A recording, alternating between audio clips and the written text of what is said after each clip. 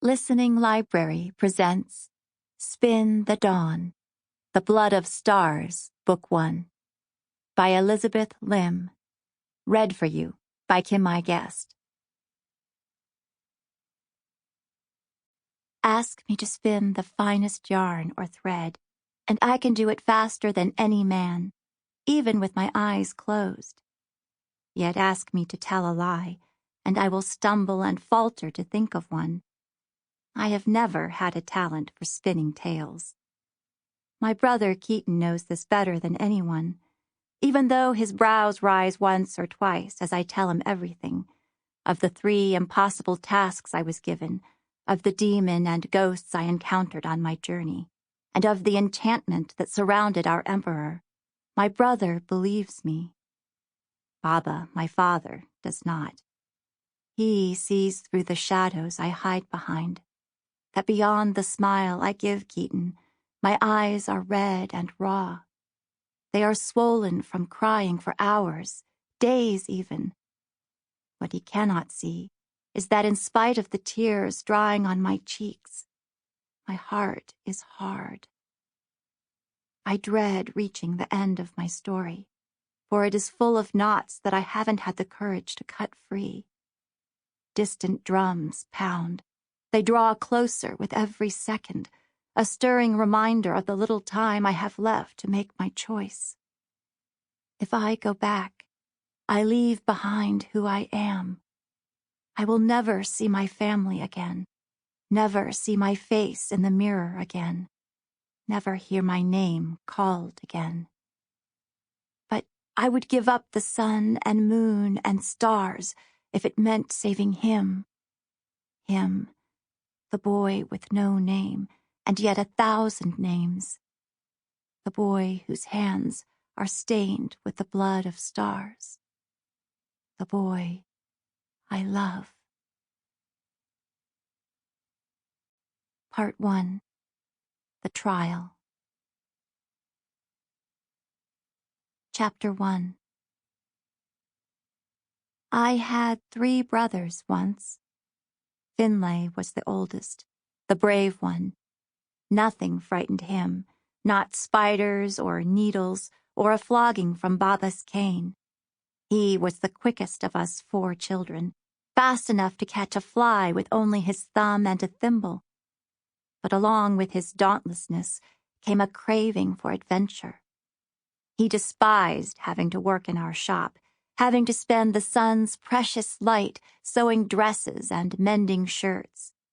And he was careless with the needle, his fingers constantly bandaged from pricks, and his work marred with uneven stitches. Stitches I would unpick and redo to save him from Baba's lectures. Finlay didn't have the patience to become a tailor like Baba. Sendo had patience, but not for sewing. My second brother was the poet in the family, and the only weaving he loved was of words, especially about the sea. He would tell stories about the beautiful garments Baba could sew, with such exquisite detail all the ladies in town clamored to buy them, only to find they didn't exist. As punishment, Baba made him sit on the pier behind our shop, unraveling thread from silkworm cocoons. Often I stole out to sit with him, to listen to his tales of what lay beyond that never-ending horizon of water. "What color is the ocean?" Sendo would ask me. "Blue, silly. What else?" "How will you be the best tailor in Alandi if you don't know your colors?" Sendo shook his head and pointed at the water. "Look again. Look into the depths of it." "Sapphire," I said, studying the ocean's gentle crests and troughs. The water sparkled. "Sapphire, like the stones Lady Tynak wears around her neck.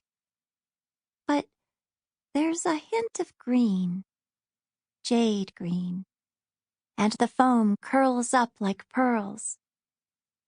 Sendo smiled. "That's better." He wrapped an arm around my shoulders and hugged me close. One day, we'll sail the seas, you and you'll see the blue in all the world. Because of Sendo, blue was my favorite color. It painted the white of my walls when I opened my window each morning and saw the sea glittering in the sunlight. Sapphire or cerulean, azure, indigo. Sendo trained my eyes to see the variations in color, to appreciate the dullest brown to the brightest pink. How light could bend something into 1,000 possibilities. Sendo's heart was for the sea, not for becoming a tailor like Baba. Keaton was my third brother and the closest to me in age. His songs and jokes made everyone laugh, no matter what mood we were in. He always got in trouble for dyeing our silks green instead of purple, for carelessly stepping on newly pressed dresses with dirty sandals, for forgetting to water the mulberry trees, and for never spinning yarn fine enough for Baba to knit into a sweater. Money slipped through his fingers like water. But Baba loved him best, even though Keaton didn't have the discipline to become a tailor. Then there was me, Maia, the obedient daughter. My earliest memories were of sitting contentedly with Mama as she worked the spinning wheel, listening to Finlay, Sendo, and Keaton playing outside, while Baba taught me to roll Mama's thread so it wouldn't tangle.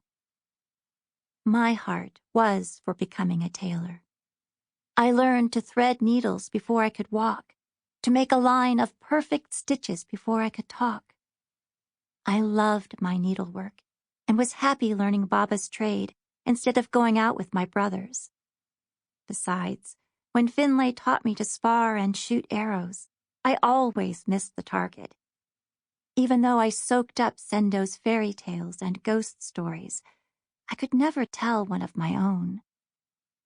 And I always fell for Keaton's pranks, no matter how often my older brothers warned me of them. Baba proudly told me I was born with a needle in one hand, a pair of scissors in the other. That if I hadn't been born a girl, I might have become the greatest tailor in a landy, sought after by merchants from one coast of the continent to the other. A tailor's worth is not measured by his fame, but by the happiness he brings, Mama said, seeing how disappointed Baba's words made me. You will hold the seams of our family together, Maia. No other tailor in the world can do that. I remembered beaming at her. Back then, all I wanted was for my family to be happy and whole like this, always. But then Mama died, and everything changed. We had been living in Gangsun, a key city along the Great Spice Road, and our shop occupied an entire half-block. Baba was a well-respected tailor, known throughout southern Alandi for his skill at dressmaking.